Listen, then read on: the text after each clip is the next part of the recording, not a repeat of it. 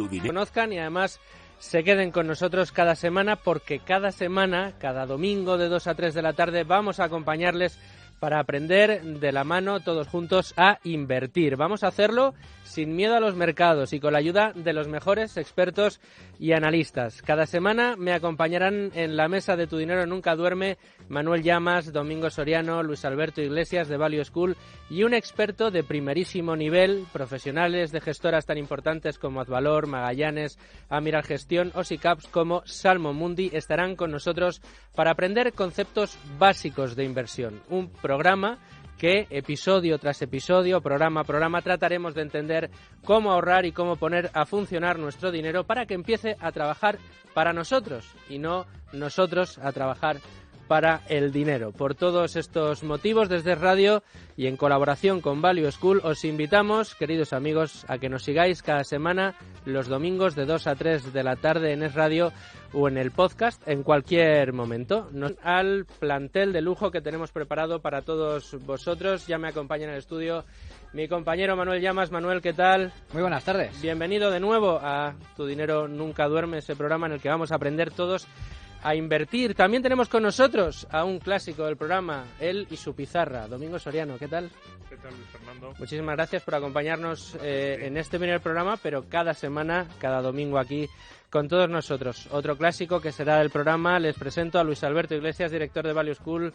Luis Alberto, ¿qué tal? ¿Cómo estás? Buenas tardes. Muchísimas gracias por estar con nosotros. Ya le van a conocer todos ustedes, ya verán que les llamamos Luigi, porque es como le conoce la gente, así que Luigi, bienvenido y muchísimas gracias por estar aquí. Y nuestro invitado de lujo, ya les he dicho que teníamos un programa especial para ser el primer programa de Tu Dinero Nunca Duerme y ya nos acompaña aquí don Juan Ramón Rayo. ¿Qué tal? ¿Cómo estamos? Bienvenido, muchísimas gracias por buscarnos un hueco en su apretada agenda, a pesar de ser domingo. No crean ustedes que Juan Ramón descansa también los fines de semana, tienes actividad, lo sé, y por eso te agradezco mucho que estés con nosotros en el día de hoy.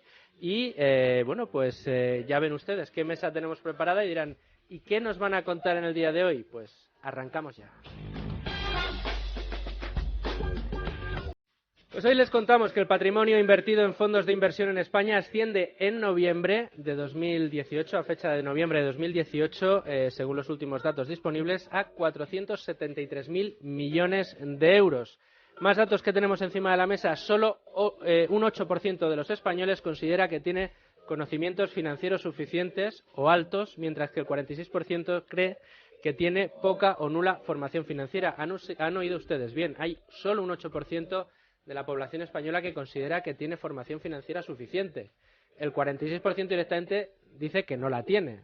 Ahí hay un margen importante que no sabe muy bien en qué terreno se movería o qué nivel de conocimientos tiene. Son datos que arroja un estudio, el BBVA, basado en unas encuestas que se hicieron hace un par de años, pero que podrían bien estar vigentes en el día de hoy. Si a esto le añadimos que más de la mitad de los españoles no saben qué es el interés compuesto, por ejemplo, o qué significa diversificar las inversiones, o si decimos que 4 de cada 10 españoles no sabe qué significa la inflación, o nos damos cuenta de que las carencias formativas son tan importantes, que estos datos son recurrentes año tras año, quizá por este motivo fenómenos como el escaso capital invertido en renta variable en España sea una de las razones, ¿no?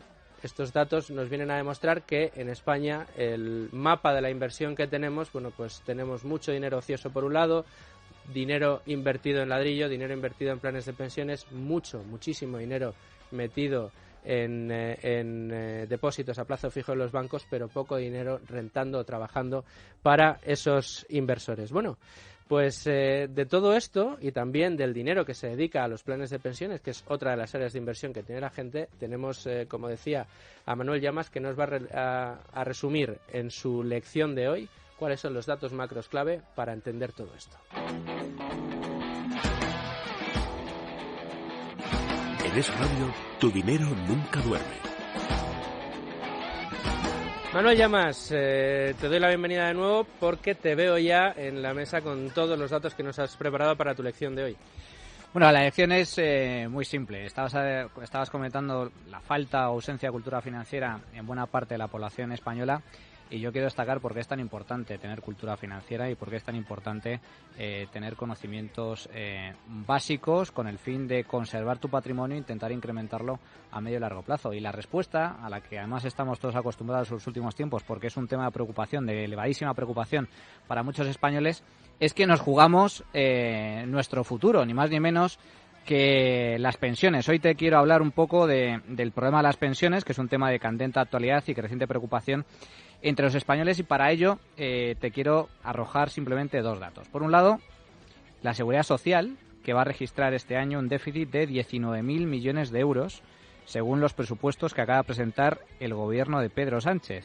Si además a los datos de la Seguridad Social restamos las transferencias que realiza anualmente el Estado para pagar complementos a mínimos y otras prestaciones del sistema, el agujero real de la Seguridad Social ya supera de lejos los 30.000 millones de euros al año. Esto supone casi el 40% de la recaudación por IRPF de cada ejercicio. Todo esto significa que parte de las pensiones se están pagando desde hace años mediante la emisión directa de deuda pública, lo cual es muy grave, lo cual es insostenible a medio plazo. El segundo dato importante que quiero destacar, pues que las pensiones en España funcionan igual que un fraude piramidal, y quiero dejarlo muy claro porque muchos piensan erróneamente que las pensiones están garantizadas y que además ahorran de cara a su futura jubilación. Nada de eso es cierto. Es un fraude piramidal, es una estafa.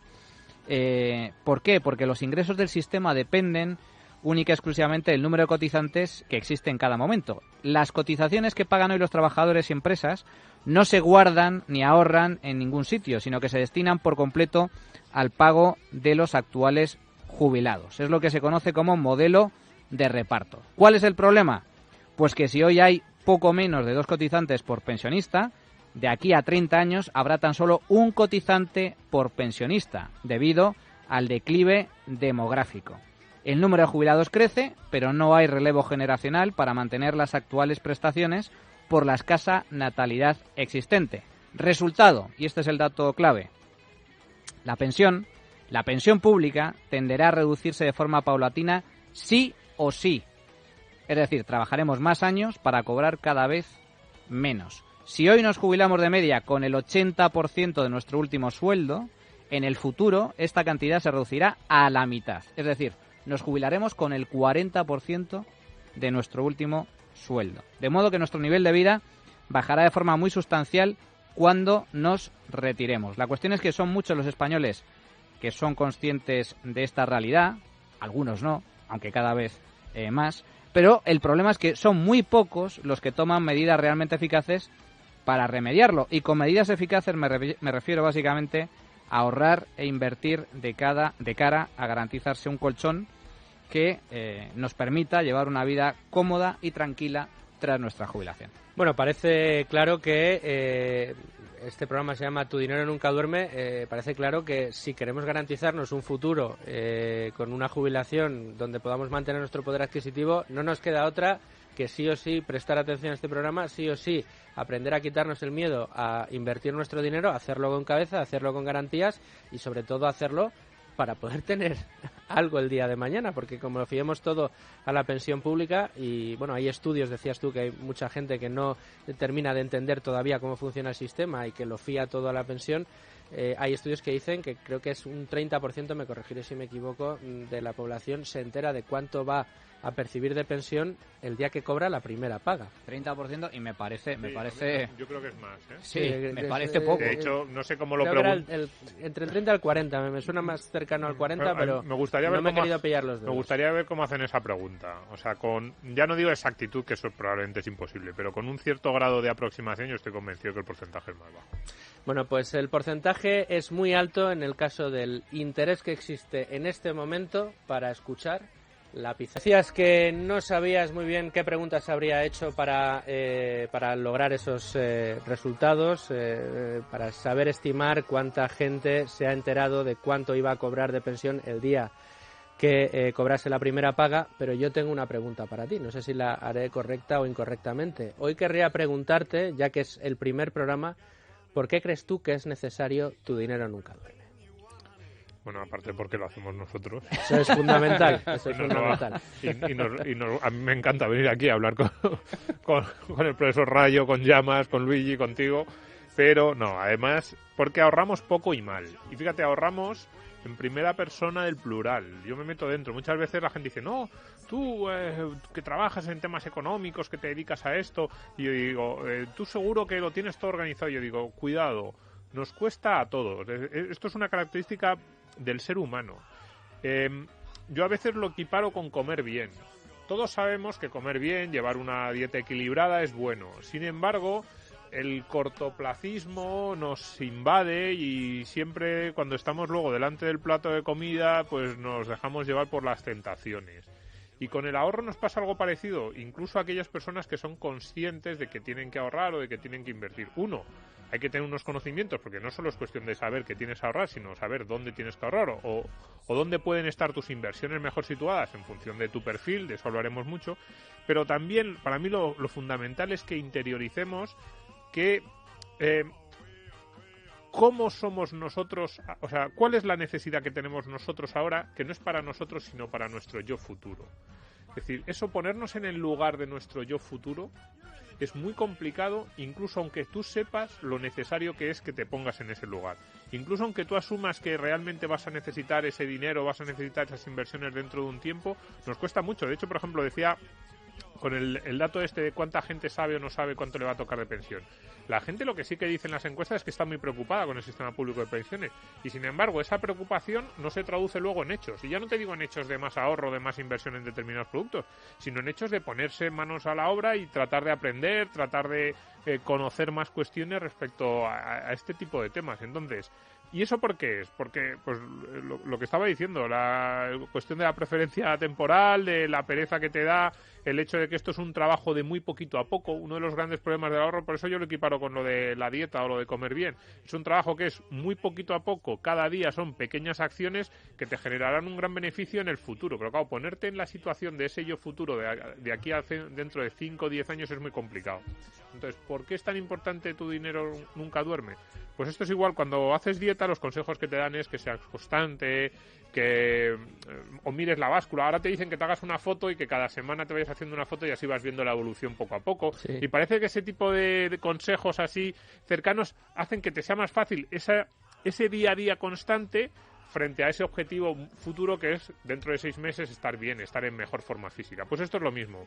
Un programa como este es imprescindible porque si no, todos, yo me incluyo el primero, o sea, yo estoy aquí, yo voy a venir todas las semanas, si me dejáis, si me invitas, Luis Fernando. Por supuesto, pues, estás más que invitado. Yo voy a venir todas las semanas mucho más como usuario que como comentarista. O sea, yo voy a venir con la libreta a apuntar lo que me diga Luigi, a apuntar lo que me diga el profesor Rayo, a tomar conciencia de que esas buenas intenciones que todos nos ponemos el día 1 de enero y decimos, este año voy a ahorrar más, la constancia es fundamental. Y por eso es tan importante Tu dinero nunca duerme, porque nos vamos a intentar, o sea, mi obsesión va a ser hablarle a la gente de su yo futuro y que la gente sea consciente de que ese yo futuro son ellos los que construyen ese yo futuro y la situación en la que estará esa persona, que son ellos mismos. Como siempre, Domingo, con tus pizarras nos das unos consejos extraordinarios, te los agradezco. Te diré que he buscado el dato que nos estaba bailando, efectivamente no era el 30%, ni siquiera el 40%, es más del 40% de los pensionistas se enteran de cuánto van a cobrar el día que reciben la primera paga. Esto es muy importante por lo que decía Domingo, porque toda esta gente no se ha preocupado en ningún momento de pensar en cómo iba a ser, en cómo iba a vivir su yo futuro. Bueno, pues de todo esto, de todos los datos que tenemos encima de la mesa, vamos a hablar ya en nuestra tertulia.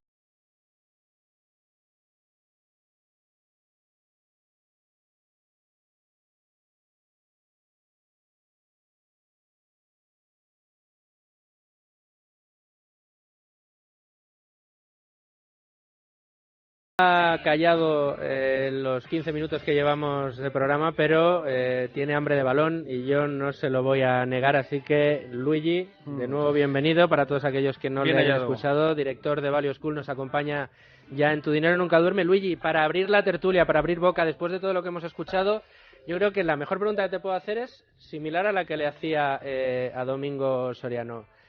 ¿Por qué crees que es tan importante en el día de hoy? ¿Por qué vemos que organismos internacionales, empresas privadas, sectores enteros están demandando que se incremente, se fomente, se impulsen iniciativas de cultura financiera, de educación financiera, motivo por el cual este programa está hoy encima de la mesa? Bueno, Luis Fer, te voy a dar dos respuestas. La primera sería que quizá la coyuntura, la última coyuntura reciente en la actualidad económica internacional, esta consabida crisis financiero-económica, pues ha puesto en duda un montón de anclas, ¿no?, que la población tenía con respecto a su bienestar, la previsión de qué va a pasar conmigo el día de mañana, su futuro, en pocas palabras, ¿no? Todos confiábamos en la seguridad social, en el Estado o en el poder adquisitivo de la moneda o en incluso conservar el empleo y de repente eso como que se ha sido un castillo de naipes, un House of Cards como la de la serie de televisión y se ha venido abajo. Entonces mucha gente se plantea y entonces ¿dónde hay otra respuesta, dónde hay otro ancla que me dé un poquito de seguridad, ¿no?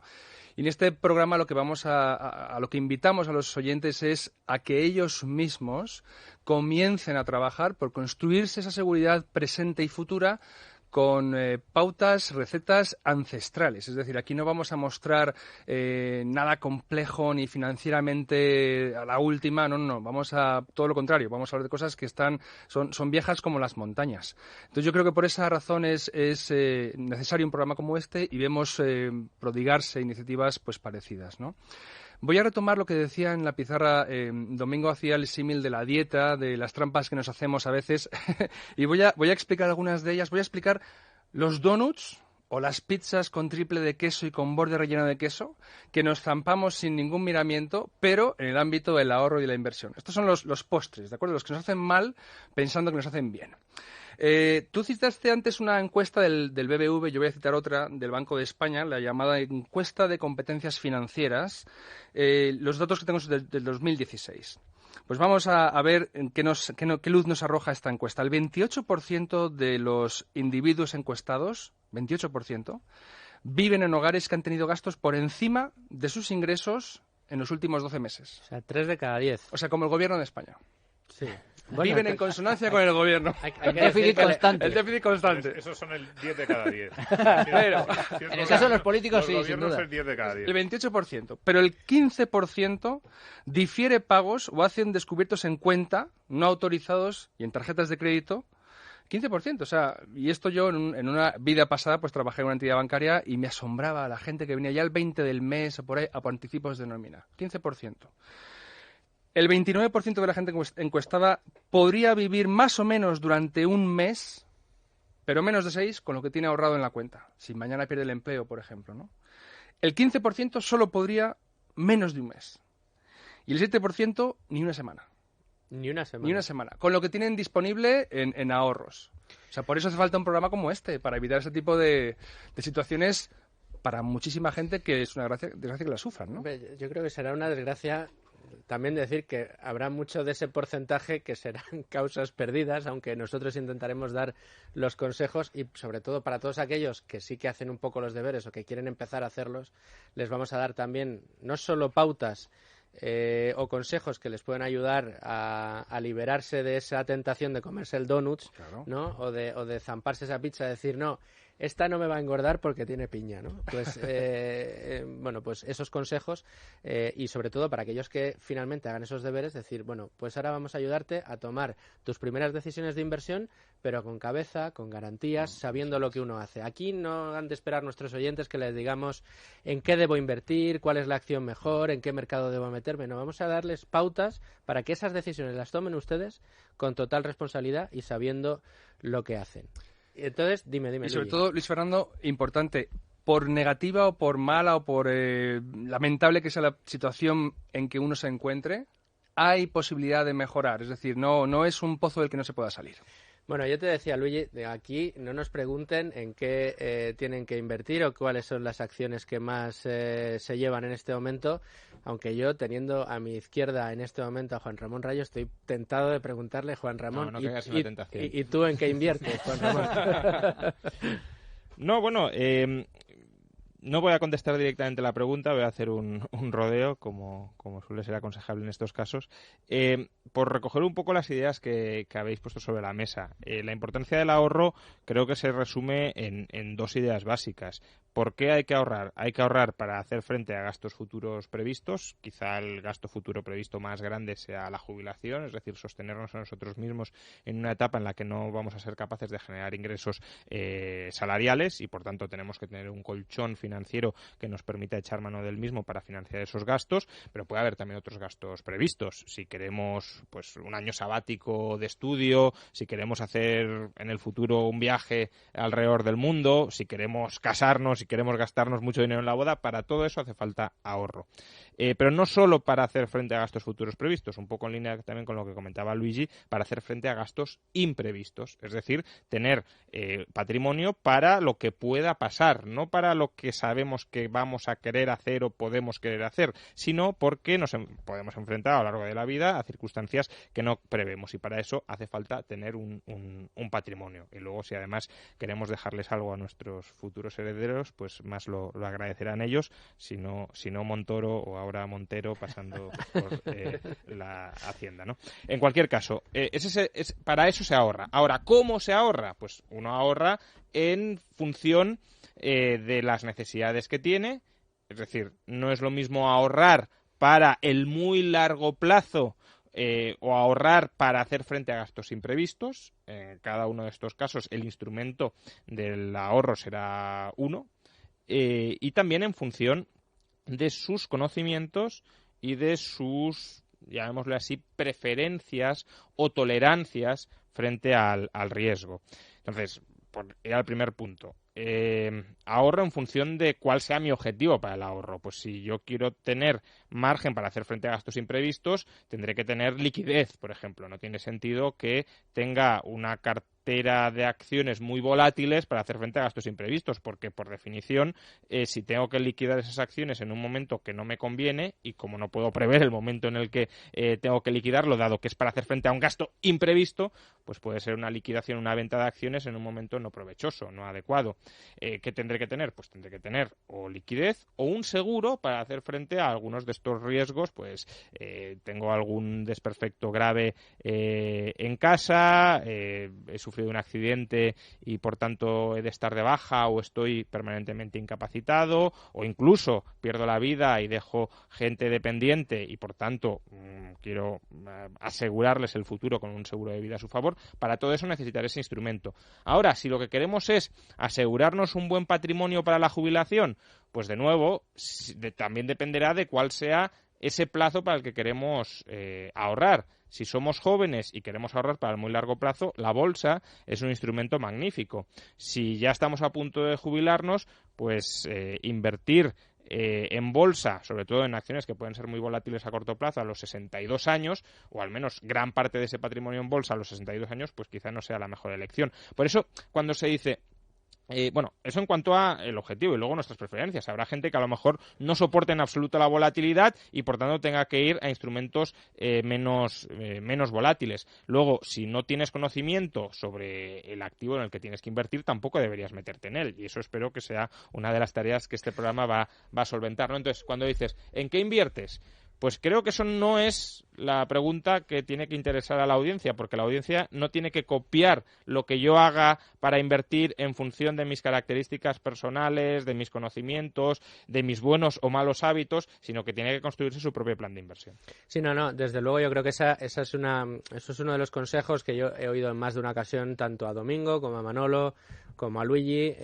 Yo creo que desde esta casa, desde Radio, siempre el primer consejo casi que se le da es: primero, tienes que fijar tus objetivos; segundo, saber lo que haces y dónde metes el dinero. Pero yo sí que creo, y aquí ya dejo una de las primeras patatas calientes encima de la mesa y discutís como queráis, que la renta variable, yo me imagino que al menos una parte sí que, si no ahora, has probado tú en renta variable, me figuro. Sí, no he llegado a tener todo mi patrimonio en renta variable, lo cual tampoco a lo mejor es lo más acertado, pero bueno, desde luego en 2009-2010 era casi imperativo. Claro, pero esta es una de las cuestión es que yo creo que aquí es importante, yo creo que es un trabajo que nos va a costar, pero que hay que hacer. En España la renta variable está mal vista y es algo que debemos asumir porque es una realidad. Si tú te metes en cualquier fondo de inversión y aquí con ayuda de Luigi, con ayuda de Manolo, de Domingo, incluso tú si quieres, pues podremos enseñar a nuestros oyentes que contratar un fondo de inversión, una vez sepas y hayas tomado la decisión responsablemente, entras en una web, haces la inscripción, digamos, te registras y cuando vas a hacer la aportación tienes que rellenar un cuestionario. En ese cuestionario, por obligación legal, estás obligado a afirmar que sabes que la inversión en renta variable es la más arriesgada de todas las inversiones. Entonces, claro, resulta difícil decirle a la gente que tiene una alternativa para pensar en su yo futuro en la renta variable y que no tenga miedo y que no quiera salir corriendo. Por eso luego vemos cómo del total invertido, el patrimonio invertido en España en fondos de inversión, una parte altísima, casi diría que el 80% está en fondos garantizados, otros en fondos de renta fija. ¿Por qué? Pues porque se considera más seguro que la renta variable. Esto es un tabú que yo creo que al menos deberíamos explicar el cómo es y el cómo manejar ese riesgo. Recogiendo el dato que ha dado Luigi, que si no recuerdo mal era que el patrimonio invertido en fondos de inversión son en torno a 450.000 millones de euros, la cifra puede parecer alta, porque estamos hablando de en torno al 40% del PIB, y por tanto parece una magnitud muy considerable, pero es bajísima. Esto es un stock y el PIB es un flujo. Traslademos esta cifra a cantidades que podamos entender mejor. Si estos 450.000 millones de euros proporcionan una rentabilidad anual de entre el 3 o el 4%, que si estos fondos están en renta fija no lo harán, entre otras cosas, pero bueno, 3-4%, estaríamos hablando de en torno a 13.500 y 18.000 millones de euros anuales que irían a parar a quienes tengan suscritos estos fondos. En España hay casi 10 millones de pensionistas. Si esos 18.000 millones de euros tuviesen que ir a parar a financiar, por ejemplo, las pensiones de estos 10 millones de pensionistas, recibiría cada pensionista de media 1.800 euros al año. Por tanto, vemos que no hay ningún tipo de suficiencia en términos agregados. Habrá gente que tenga mucho patrimonio en fondos y sea autosuficiente con esos fondos, pero en general necesitaríamos tener un patrimonio en fondos de 2-3 billones de euros para que la sociedad pudiese depender y ser autosuficiente a partir de las rentas que proporcionan esos fondos. Voy a aportar unos datos más. Estos datos los he tomado de Martín Huete, un especialista en la industria de fondos de inversión, que probablemente tengamos aquí en algún programa más adelante. Son datos referidos al 31 de diciembre de 2017, haciendo referencia a un histórico de 3 años. Vamos a ver, los datos dicen que en este periodo la rentabilidad media ponderada de los fondos de inversión EasyCaps, que ya hablaremos de qué son, ¿no?, domiciliadas tanto aquí como en Luxemburgo, que están a la venta en España, que cualquier español puede contratar, se situó en el periodo en el 2,61%, mientras los gastos corrientes de esos productos alcanzaban el 1,35%. Es decir, una rentabilidad neta que ni siquiera llegaba a alcanzar, a batir o a igualar la inflación, de la que hablaremos después, con una peculiaridad, y es que los fondos de inversión es un sector, es un producto que está dominado, abrumadoramente por la distribución bancaria, que copa el 80% de la cuota de mercado. El 80% de estos productos se venden a través de las oficinas de banco. Y en este 80%, las mayores 3 gestoras pertenecen a 3 bancos que todos tenemos en la cabeza, ¿no? El Santander, CaixaBank y BBV. Entre ellas suman el 44,7% de todo lo que se vende. Entonces, muchos ahorradores, inversores, tienen sus ahorros y su futuro en unos productos que, como vemos, no logran. Yo creo, antes decía Juan Ramón lo de los objetivos, sí, son personales, pero yo creo que el primero de todos, común de todo el mundo, es que por lo menos no perdamos poder adquisitivo. Es decir, que allí donde tengamos invertido el dinero, nos asegure que iguala al menos en neto lo que vamos a perder de poder de compra por el efecto pernicioso de la inflación. Con respecto a esto, solo una puntualización, y yo creo que es importante resaltarlo. Cada vez yo creo que más españoles son conscientes de ello, pero yo recuerdo cuando estalló la crisis económica y cuando empezaron a surgir todo el escándalo de las preferentes y de los bancos quebrados, cajas de ahorros quebradas, etcétera, que a muchos españoles se les cayó la venda a los ojos porque pensaban que el director de su sucursal era su asesor financiero. Incluso algunos pensaban que era su amigo. Y es curioso porque los bancos y los trabajadores de los bancos no son asesores financieros, no son asesores fiscales, a no ser que seas, cuidado, cliente de banca privada o de banca de inversión, que esos sí trabajan para ti a cambio de una retribución o de una comisión, etcétera. Pero Supuestamente también. Que ahí podemos entrar también. Hay conflicto de intereses igualmente. Pero bueno, claro. al menos si Tiene algo más de formación, eso sí. Si diferenciamos entre banca tradicional y banca de inversión, sí se puede hacer esa pequeña distinción. Pero en realidad, y esto hay que decirlo claramente, los trabajadores de los bancos no son sus asesores, son comerciales. Y esto es muy importante señalarlo, porque mucha gente se fía con los ojos cerrados de su entidad bancaria, porque según ellos son clientes de toda la vida. Hombre, yo tengo una muy buena relación con fulanito, que es el director de la sucursal, y me recomienda. Señores, que las cosas queden claras. Los bancos ejercen políticas de comercialización y funciona de la siguiente forma, para que nos entendamos. Hay orden de arriba, de la sede central, por la cual hay que vender X hipotecas al mes, X créditos al consumo y hay que colocar X fondos de inversión o X productos de ahorro. Esta es la realidad. ¿Y con qué ventaja cuentan con los bancos? Y eso es un dato muy importante, Luigi, en comparación con otro tipo de industria. Que los bancos tienen algo fundamental, que son bases de datos. Es decir, tienen un listín telefónico con tu número de teléfono, tu dirección y tu correo electrónico, a través de cuyos mecanismos pueden ponerse en contacto contigo e intentar venderte un producto. Y tienen la información sobre cuánto dinero tienes. Aparte. Básicamente que ahí es donde ven, pues oye, que tienes 10.000 eurillos en cuenta, ¿por qué no los metes aquí? Exacto. De hecho, la llamada es así. Sí. Sí, esa es la llamada. Sí, pero yo, fíjate, yo estoy más o menos de acuerdo, pero de todo lo que estamos hablando, para mí el punto en común es la cuestión de que la gente no controla su dinero y no controla su futuro. O sea, a mí lo que me parece más importante de aprender sobre estos temas es la cuestión de controlar tu futuro. Lo decía en la primera intervención de Juan Ramón, cuando estamos hablando todo el día de pensiones y vamos a hablar mucho de pensiones, ese es el tema del que yo más escribo, pero me gustaría que no nos centráramos mucho porque yo siempre digo a la gente, pero es que el ahorro, la inversión no es solo para pensiones y no solo para lo que es sustituir el salario en las pensiones. Es decir, las pensiones públicas no solo no solo implican que te paguen una pensión, sino que implica que te paguen una pensión con las condiciones que los políticos de turno establecen. Es decir, la pensión pública te dice, te voy a dar tanto a tal edad, si has trabajado tantos años, con estos niveles de cotización. Es como, ¿queremos realmente vivir con las normas que nos pone cada 4 años el político de turno, o queremos controlar nuestro futuro y decidir no solo cuánto queremos tener de sueldo o salario en digamos de jubilación, sino también cuándo, si queremos tomarnos un año sabático o no, como decía Juan Ramón, si queremos de repente decir, oye, pues me voy a tirar 6 meses viviendo con un marajá, voy a probar lo que son 6 meses de lujo absoluto con esos ahorros que me ha costado tanto tiempo, no sé. Sí, o dejar una herencia a tus hijos, que es algo que el sistema público per se no. O dejar una herencia a tus hijos. Hay millones de... Entonces, la cuestión es control. Por ejemplo, sobre lo de las preferentes. Yo siempre cuento la misma anécdota.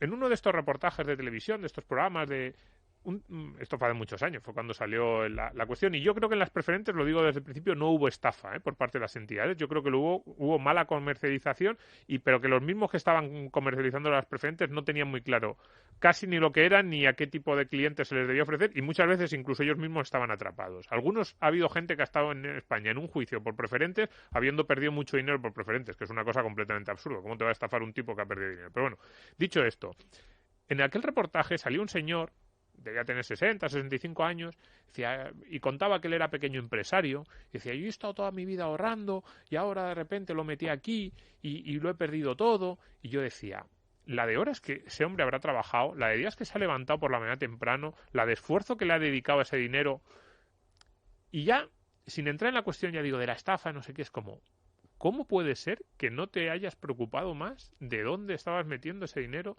de cuál era la naturaleza del producto en el que estabas invirtiendo, porque además no es tan difícil. A mí el segundo mensaje que me gustaría mandar hoy es que, de verdad, conocer los conceptos básicos de ahorro y de inversión no es demasiado complicado. Cualquier persona que nos esté escuchando los puede dominar. Es más una cuestión de disciplina, por eso ponía yo antes el ejemplo de la comida, que de dificultad. No es complicado, pero qué bonito sería controlar, y yo lo digo, por eso me he puesto antes en primera persona, qué bonito sería que todos pudiéramos intentar controlar lo máximo posible cómo va a ser ese futuro que vamos construyendo. Sí, pero ahí un poco ligando tus dos intervenciones anteriores, cuando el ser humano trata de acceder al disfrute inmediato, ahí sí que se intenta informar, sí que intenta comparar. Si cualquiera de nosotros va a comprarse un televisor o un ordenador, anda que no comparamos sitios, precios, nos informamos sobre las cualidades y las características de cada uno de estos dispositivos, y estamos hablando de un gasto de 800, 900, 1.000 euros, y ya digo, para ahorrarnos 50 euros o para que sea un poquitín mejor un modelo que otro al mismo precio, consultamos muchísimas fuentes de información.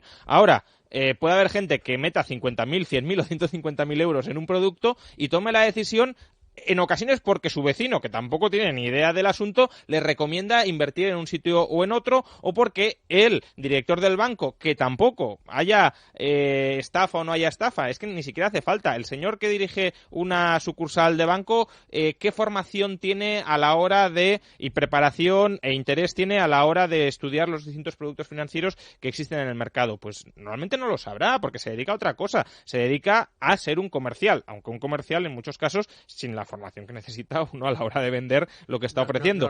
Entonces, claro, ¿cómo pones todo tu capital de toda tu vida, que además no solo te juegas el esfuerzo del pasado, sino tu expectativa de futuro, en manos de una persona a la que prácticamente no conoces y tomando la decisión casi impulsivamente?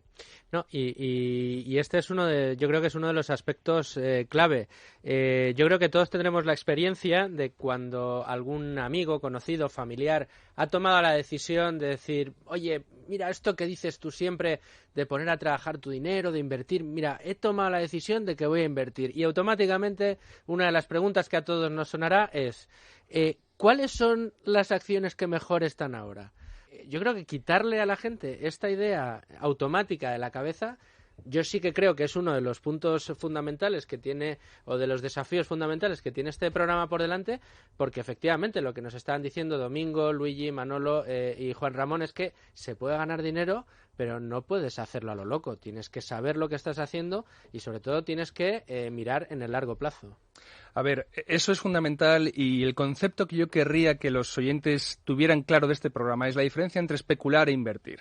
Lo que tú acabas de comentar es precisamente eso. Yo a la especulación la llamo como una apuesta a que el último tonto no va a ser él. Es decir, él se va a subir al tren de lo que está, en el rally alcista, con la esperanza de que pueda soltárselo a otro, él materializar esa ganancia antes de que se desplome o antes de que vaya a saber Dios qué vaya a pasar con ese producto de especulación, ¿no? El inversor y todos los gestores de éxito que van a venir al programa a explicarnos cómo lo hacen, ellos invierten, es decir, examinan negocios, examinan empresas, modelos de creación de riqueza para el accionista, para los clientes, que crean y que producen servicios y bienes útiles, y con mentalidad empresarial ponen en esas empresas, en esos negocios, el dinero de sus partícipes. Y lo ponen a trabajar como si se fueran a comprar la empresa entera.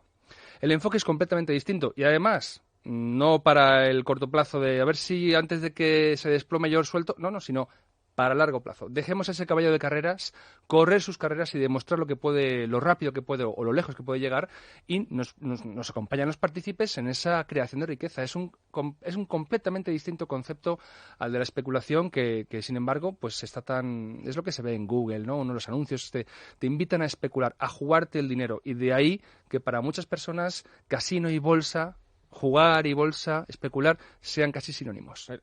Sobre esto, y por remarcar un poco la diferencia, una empresa es una entidad viva y en ocasiones muerta cuando quiebra. Entonces, especular es tomar esa entidad viva en un momento determinado y decir, ¿cuánto vale esto? Pues bueno, puede tener muchos precios distintos, pero si entramos en una dinámica de pujar y sobrepujar, efectivamente llegará uno que será el que dará la puja más alta y que nadie le querrá comprar lo suyo. Invertir es comprar la totalidad o parte de acciones de la empresa para aprovecharte de los nuevos productos, de los nuevos servicios, de la nueva generación de valor que esa entidad viva irá dando a lo largo del tiempo. Es como comprar un árbol esperando las frutas que va a dar en el futuro y no tratando de revender hoy el árbol a un precio más alto del que lo has comprado. Por eso, la inversión, inversión como tal, requiere un horizonte largoplacista y no tratar de dar el pelotazo engañando al que tienes al lado. Con la especulación, unos ganan y otros pierden. Con la inversión, todos pueden ganar al mismo tiempo. A mí me gustaría señalar, en línea con lo que estáis comentando, es que para mí creo que es clave, lo estabas tú comentando anteriormente, Luis Fernando, la mentalidad. Yo creo que esto es todo cuestión de cambios mentales. La mentalidad es clave y la cultura financiera tiene mucho que ver con la mentalidad. También lo comentaba antes Domingo, ¿no? El pensar en tu yo futuro. Y es un cambio mental que es muy importante. Pero, ¿por qué me refiero con el tema del cambio mental entre los españoles? Pongo un par de ejemplos.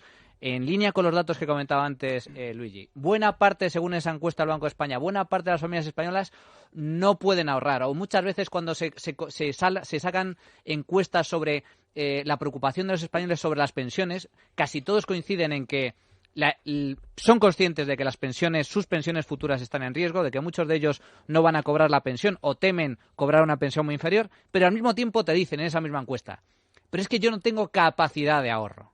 Y aquí me gustaría introducir un elemento mental, de cambio de mentalidad.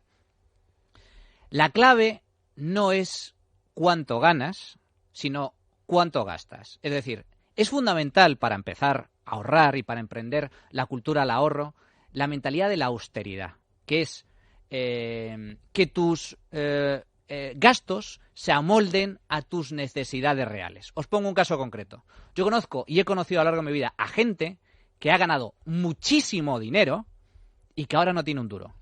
¿Y por qué no tiene un duro? Porque jamás han tenido mentalidad de ahorro. Porque ganaban 5.000 y gastaban 5.500. Llevaban un nivel de vida, un tren de vida muy alto, incluso superior al de sus necesidades. Y ahora os pongo el caso contrario. Todos vosotros sois conscientes de que aquí en España hay una comunidad o un colectivo muy concreto de personas, chinos concretamente, que se caracterizan por su baja tasa de paro en comparación con otras nacionalidades y por su enorme cultura del ahorro. Yo conozco casos también personales de chinos que han desembarcado en España, que se han tirado 3 o 4 años trabajando de forma muy dura para ahorrar el dinero suficiente con el fin de montar su negocio. Y el sueldo que tenía esa persona en concreto no alcanzaba los 1.000 euros al mes. ¿Qué pasa? Que su nivel de gastos era muy reducido. Por lo tanto, sin llegar a extremos de gente que gana mucho dinero y gasta mucho, o gente que gana poco dinero pero gasta muy poco,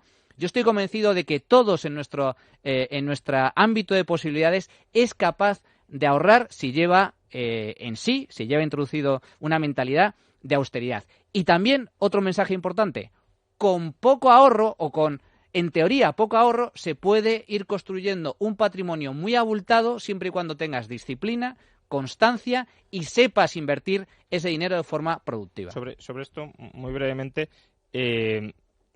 podemos pensar que las personas pobres no tienen capacidad de ahorro, pero como dice Manu, lo importante es lo que se gasta, no lo que se gana. En los países tercermundistas, donde evidentemente tienen una renta muy inferior a la nuestra, su tasa de ahorro no es inferior a la nuestra, en muchos casos es superior. Hay un libro muy interesante que está traducido al castellano que se llama Las finanzas de los pobres, donde se explica cómo los pobres, muy pobres, gestionan su ahorro y tienen ahorro. Por tanto, si los pobres, muy pobres, tienen capacidad de ahorrar, nosotros también. Hay una regla muy sencilla para facilitar el ahorro, que es el 10% de lo que ganes, apártalo a principios de cada mes. ¿Por qué? Porque en ese caso vas a adaptar tu tren de gasto a ese menor renta. Considerar el ahorro no un residuo de lo que te queda a final de mes, sino un gasto fijo. Yo, cuando cobro la nómina, el 10%... como si me lo hubieran quitado en la hucha, y por tanto puedo llegar a gastar hasta el otro 90%, pero ese 10% como si me lo quitaran. Hace poco yo hablaba en el trabajo con una compañera y hablábamos justamente de esto y le ponía como ejemplo a los famosos de la televisión, personas que por la participación en tertulias o por cantantes famosos, es decir, indudablemente estas personas ingresan mucho más seguramente que cualquiera de nosotros de forma mensual y sin embargo cada 2x3 se les ve embargados o en la ruina o teniendo que... ¿Cuántos, no sé, yo voy a tomar este ejemplo, cuántos toreros se han retirado y han vuelto a trabajar? Es decir, muchos. Y deportistas de élite, claro, cantidad de ellos. Recomiendo a los oyentes que busquen en internet el documental Broken, creo que se llama, que cuenta justamente esto aplicado a jugadores de la NBA y de la NFL, como personas que de los 20 y pocos hasta los 30 y pocos ganan cifras astronómicas, al poco de dejar su vida en activo están arruinados. Y es simplemente no por la falta de ingresos, sino por la pobre gestión de lo que han ingresado. Evidentemente, quien ya tenga una hipoteca que le coma el 80% del sueldo, pues a lo mejor no tiene capacidad de ahorro, pero el problema está en haber tomado la decisión previa de haberse consumido el 80% del sueldo en la hipoteca. Una persona se puede encontrar a lo largo de su vida situaciones que no pudo prever o que no fue capaz de prever, aunque incluso ahí una mínima prudencia no estaría de más, y por tanto todo el mundo puede estar en una coyuntura algo distinta de la que estamos describiendo, pero en líneas generales, claro que hay capacidad de ahorro en cualquier nivel de renta y por tanto hay que tratar de exprimir al máximo los gastos para reducirlos y tener ese remanente de cara a los gastos futuros que queramos hacer. Eso es el ahorro. Bueno, ya hemos ahorrado.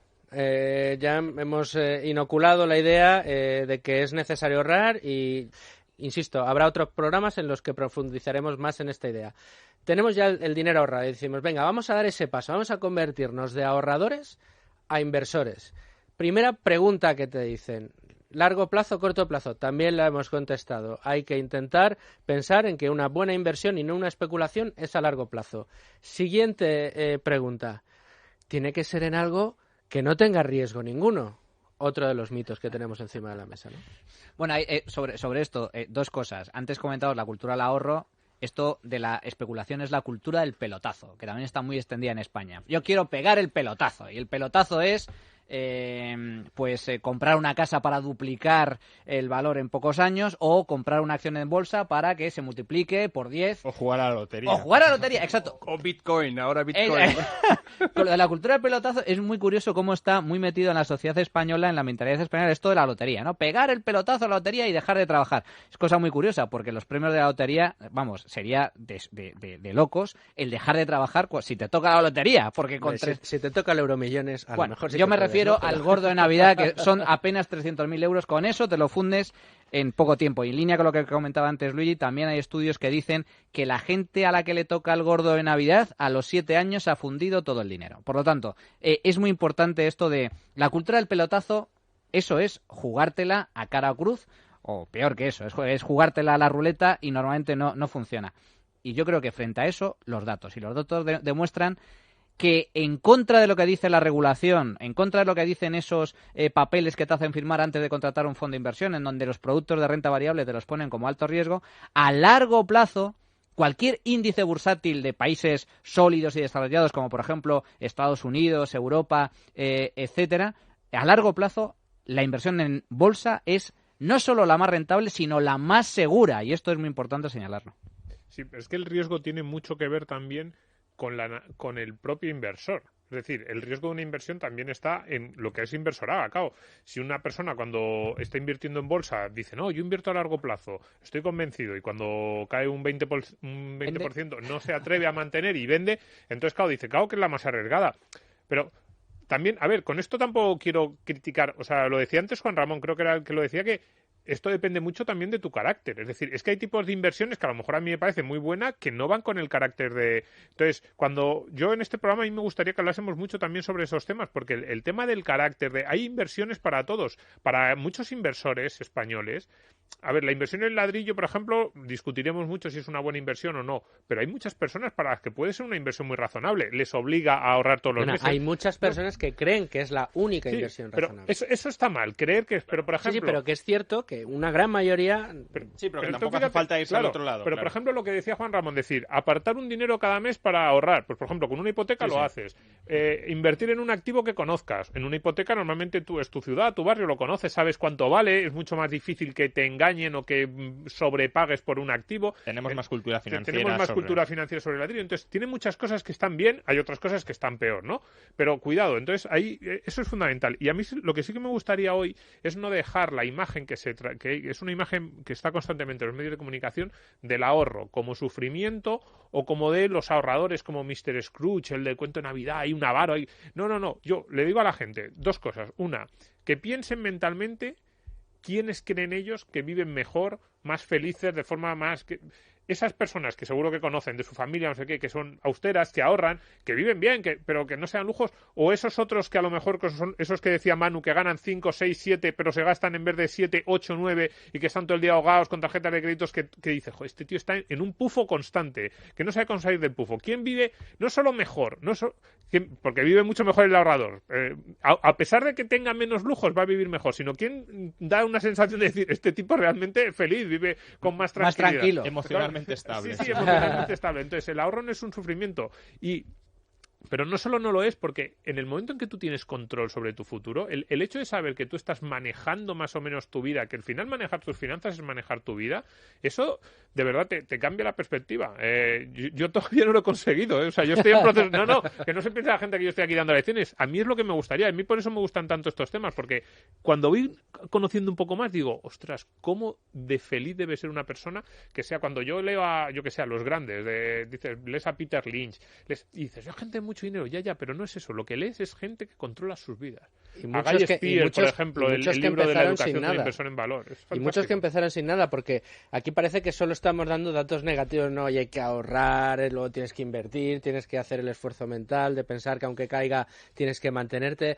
Parece que todo requiere un gran esfuerzo y que luego tenemos un final incierto, pero yo creo que uno de los mitos que no existe dentro del mundo de la inversión, pero que sí que debería existir, o corregidme si me equivoco, es que hacerse rico, lo que cualquiera puede entender como hacerse rico, es posible, no es tan complicado, aunque normalmente es muy lento.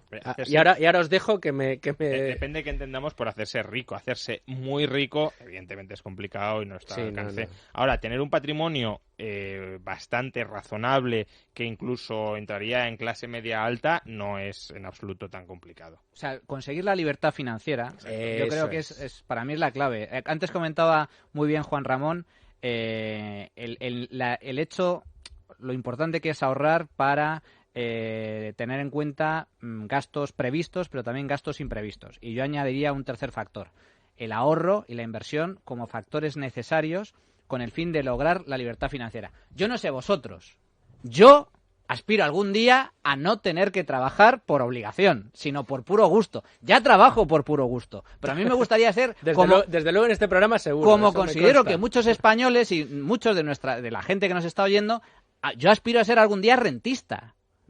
Y con eso no me refiero a vivir de rentas públicas, sino rentista con el dinero que genera mi propio patrimonio. Es decir, que tu dinero, esta es la clave, trabaje para ti y no tú para conseguir dinero con el fin de vivir.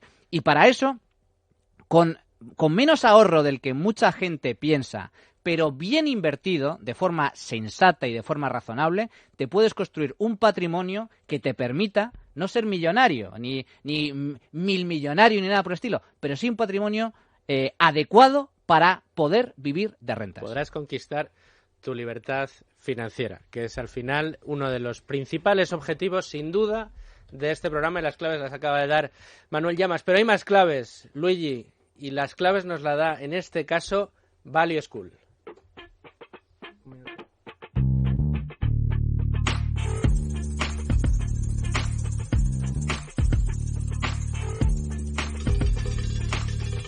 Muy bien, pues la recomendación y el mensaje de Value School de hoy tiene que ver con la lectura. Antes ha hablado Domingo Soriano, ha mencionado un par de libros y vengo a deciros que los seguidores de la comunidad de Value School nos han respondido a una encuesta que hicimos en Navidades.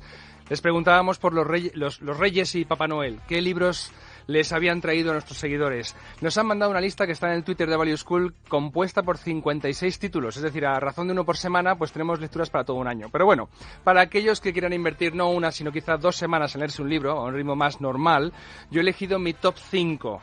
Mis 5 recomendaciones personales, el que quiera que se vaya a ver la lista entera, como digo, al Twitter de Value School. Vamos con la primera. La primera es El optimista racional, de Matt Ridley. Está en Taurus y es un canto al ingenio humano y con el mensaje de que el mundo va bien. Yo recomiendo también la charla de TED de Matt Ridley, que se llama When Ideas Have Sex, cuando las ideas tienen relaciones sexuales, traducida al español, ¿no? Está muy bien, es sobre creatividad e innovación, fantástica.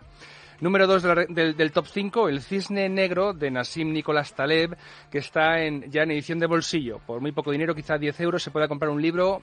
El cisne negro ya es una expresión que se ha quedado ya parte del vocabulario de las finanzas, muy conocida, viene de este libro. También recomendaba a los seguidores el Dinero, Crédito y Ciclos Económicos, del profesor Huerta de Soto, que explica muy bien, por ejemplo, las crisis de las que se ha hablado tanto tiempo atrás en los periódicos, ¿no? Está en Unión Editorial. La cuarta, La educación de un inversor en valor, al que se refería Domingo hace solo unos minutos, de Guy Spier. Esto es lo que ha aprendido y el proceso mental y de desarrollo personal de un inversor en valor, de un gestor de un fondo millonario. Vive en Zúrich, Guy Spier, el autor, y estuve en octubre en Value School presentando el libro. Tienen el vídeo en nuestro canal. Y la última recomendación es Cómo invertir en fondos de inversión con sentido común, de John Bogle, el padre de la inversión indexada o gestión pasiva, de los fondos Vanguard, que ha democratizado el acceso a la inversión a todo el mundo, a empresas de las mejores del mundo, con costes muy bajos en comisiones. Y bueno, es su Biblia, la Biblia de John Bogle. También en la editorial, en la línea que tenemos con Deusto Value School, nuestro libro de inversión. Pues ahí quedan esas recomendaciones de Value School. También que nos sigan cada semana, los domingos de 2 a 3, aquí en la sintonía de radio Tu Dinero Nunca Duerme. También en podcast, en las plataformas de iTunes, de iBooks, de las plataformas también del Grupo Libertad Digital pueden escucharnos.